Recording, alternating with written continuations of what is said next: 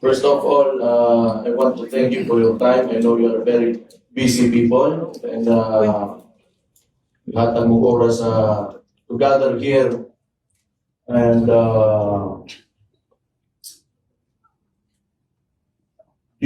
let's cooperate and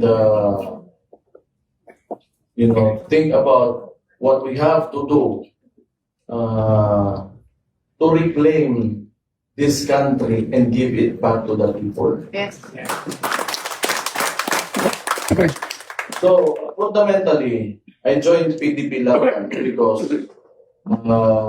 my father is here, the PDP, and though he is in The Hague right now, he is still a member of PDP.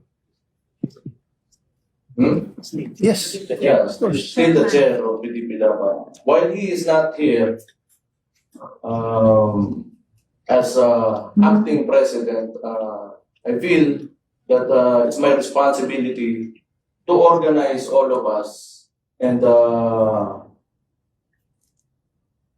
decide among all of us should agree on things on what direction we have to take until the 2028 elections. So, what is the concern? It is the country and its people. So I believe, kayo lahat na nandito ngayon, and those who follow and believed in my father, kaya nandito pa rin kayo because you still believe that we can make a better country and a better tomorrow. Not only for us. Ako may mga anak ako, kayo may mga anak kayo, may mga apo kayo.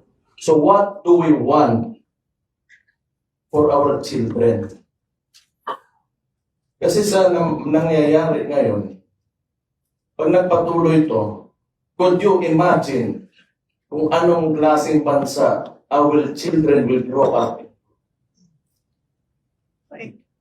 Tayo, sanay tayo sa hirap because, but we want more, we want to make our children have a comfortable life, have a peaceful country, free of corruption, that's the main thing, free of crime, and good governance. It doesn't have to be perfect. Wala naman talagang perfecto sa dito. But policies in government, the direction of a government should benefit the majority of the people. And what is happening now? Saan yung pera ng bansa natin? Even the president himself, si BBM, last year, if I remember correctly, August, nagpalabas siya ng mga contractor kuno that who were misusing the funds of the government. Ano nangyari ngayon? Pumutok sa mukha niya. And true enough, may issue talaga tayo sa pera.